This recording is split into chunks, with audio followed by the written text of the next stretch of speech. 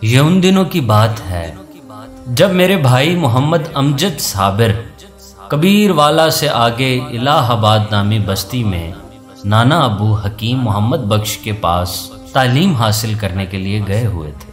ان دنوں بھائی جان کی عمر 12-13 سال کے درمیان تھی۔ نانا ابو حکیم تھے اور ہومیوپیتھک کے قابل ڈاکٹر تھے۔ وہ روزانہ بھائی جان کو نماز عصر کے بعد ٹیوشن پڑھایا کرتے تھے۔ ایک روز بھائی جان دکان پر بیٹھے نانا ابو سے پڑھ رہے تھے۔ کچھ مریض بھی بیٹھے ہوئے تھے۔ امجد بیٹے، یہ پیسے لے جاؤ اور عبد الکریم کے کھوکھے سے سگریٹ کی ایک ڈبی لے آؤ۔ دوڑ کر جانا اور دوڑ کر آنا۔ نانا ابو اچانک بھائی جان سے مخاطب ہوئے۔ بہت اچھا نانا ابو، سگریٹ کون سی لاؤں؟ بھائی جان بولے۔ ان دنوں بہت سستا زمانہ تھا۔ 60 روپے میں من گندم ملتی تھی، 12 روپے سیر خالص دیسی گھی ملتا تھا۔ ڈالڈا گھی کا تصور بھی ان دنوں دیہاتی گھرانوں میں نہ تھا۔ ہاں البتہ شہروں میں یہ گھی باقاعدہ فروخت ہوتا تھا۔ بھائی جان دوڑتے ہوئے عبد الکریم کے کھوکھے پر پہنچے تو دیکھا چچا عبد الکریم کھوکھے پر موجود نہیں تھا، بلکہ ان کا بیٹا نوید کھوکھے کی اکلوتی کرسی پر براجمان تھا۔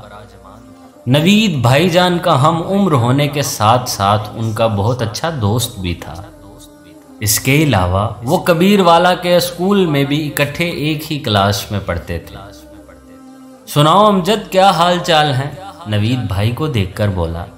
ٹھیک ہوں یار، بھائی جان نے کہا۔ پھر اس کے ہاتھوں میں سگریٹ دیکھ کر چونک پڑے۔ یہ کیا نوید، تم سگریٹ پی رہے ہو؟ نوید بھائی جان کی بوکھلاہٹ دیکھ کر محظوظ ہوا اور اس نے کہا لگایا، یار تم نے یہ محاورہ تو سنا ہی ہوگا کہ کوئلوں کے دلال کا منہ کالا ہو ہی جاتا ہے۔ وہ بڑے دانشورانہ انداز میں بولے۔ کیا مطلب؟ مطلب یہ کہ ابو سگریٹ فروخت کرتے ہیں اور خود بھی بڑے شوق سے سگریٹ پیتے ہیں۔ ایسے میں ماں بدولت کا دل بھی سگریٹ پینے کو چاہتا ہے، اس لیے کبھی کبھار ایک آدھ سگریٹ کا سوٹا لگا لیتا ہوں۔ بھائی جان اس کی بات سن کر یہ بھول گئے کہ وہ نانا ابو کے لیے سگریٹ خریدنے کے لیے آئے تھے۔ سگریٹ پینے سے کیا ہوتا ہے؟ ان کے لہجے میں تجسس تھا۔ ہوتا تو کچھ بھی نہیں، کبھی کبھار کھانسی کا دورہ پڑتا ہے۔ بہرحال ابو بھی سگریٹ پیتے ہیں اور تمہارے نانا ابو بھی، نوید نے کہا۔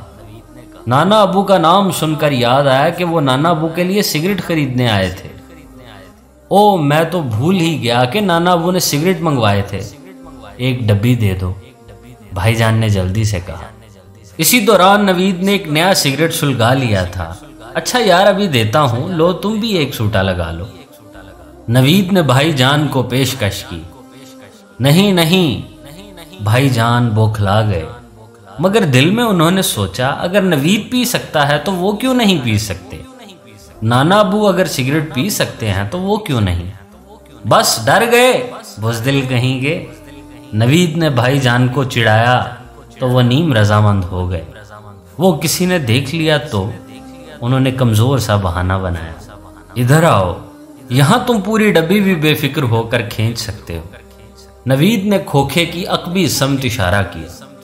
یہ بھائی جان کا سگریٹ کی جانب اٹھنے والا پہلا قدم تھا۔ زندگی میں پہلی بار بھائی جان نے سگریٹ پی۔ آدھے گھنٹے بعد جب وہ نانا ابو کی ڈبی لے کر واپس پہنچے تو نانا ابو نے پیار سے پوچھا، اتنی دیر کہاں رہ گئے تھے بیٹے؟ وہ نوید سگریٹ ابو نہیں تھا، دراصل میں یہ کہنا چاہتا ہوں کہ نوید کے ابو نہیں تھے، اس لیے اس سے گپ شپ لگاتے ہوئے پتہ ہی نہ چلا کہ اتنی دیر ہو گئی۔ بھائی جان شروع میں بے ربط انداز سے بولے، مگر پھر انہوں نے خود پر قابو پا لیا۔ اس وقت دکان مریضوں سے خالی ہو چکی تھی۔ نانا ابو زمانہ شناس اور جہاں دیدہ انسان تھے۔ وہ محاورتاً نہیں بلکہ حقیقتاً اڑتی چڑیا کے پر گن لیتے تھے۔ انہوں نے بھائی جان کے لہجے سے اندازہ لگایا کہ دال میں کچھ کالا ہے۔ انہوں نے بھائی جان کو اپنے پاس بلایا، پیار سے ان کا بوسہ لیا اور سامنے بیٹھنے کو کہا۔ وہ ان کے سامنے بیٹھ گئے۔ نانا ابو نے سگریٹ کی ڈبی کھولی، وہ بھائی جان کا بوسہ لیتے ہوئے سونگ چکے تھے کہ وہ سگریٹ پی کر آ رہا ہے۔ انہوں نے ڈبیا سے تمام سگریٹ نکالے اور ایک ایک کر کے تمام سگریٹ توڑ ڈالے۔ بھائی جان حیرت سے انہیں یہ سب کرتے دیکھ رہے تھے۔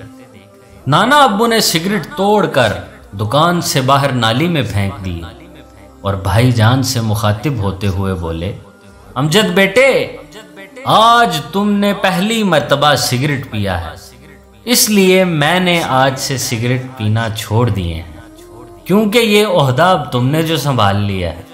نانا ابو کی بات سن کر بھائی جان کا دل چاہا کہ وہ چلو بھر پانی میں ڈوب مرے۔ بھائی جان ہمیں بتاتے ہیں کہ نانا ابو اس واقعہ کے بعد 15 سال تک زندہ رہے اور 100 سال کی عمر میں وفات پا گئے، مگر انہوں نے کبھی بھول کر بھی سگریٹ کو ہاتھ نہیں لگایا۔ وہ اپنی بات پر ڈٹے رہے۔ بھائی جان نے اس دن سے جو سگریٹ پینا شروع کیا تو آج تک پیتے چلے آ رہے ہیں۔ آج کل وہ میرے استاد بھی ہیں، نیشنل کیڈٹ سکول میں بچوں کو پڑھاتے ہیں۔ کبھی کبھی میں سوچتا ہوں بازار سے ایک سگریٹ خرید کر لاؤں اور ان کے سامنے بیٹھ کر پیوں، شاید اس طرح وہ بھی اپنی سگریٹ کی ڈبی سے سگریٹ نکال کر توڑ ڈالیں اور نانا ابو کی طرح مجھ سے کہیں، حمزہ آج سے میں سگریٹ کو چھوڑ رہا ہوں کیونکہ تم نے جو عہدہ سنبھال لیا ہے۔ مگر دوستو، یہ سب کرتے ہوئے میں ڈرتا ہوں کہ کہیں پہلی مرتبہ سگریٹ پینا میرے لیے تمام زندگی کا پینا نہ بن جائے۔ میں تو اتنی قوت ارادی بھی نہیں رکھتا کہ نانا ابو کی طرح سگریٹ پینا چھوڑ سکوں۔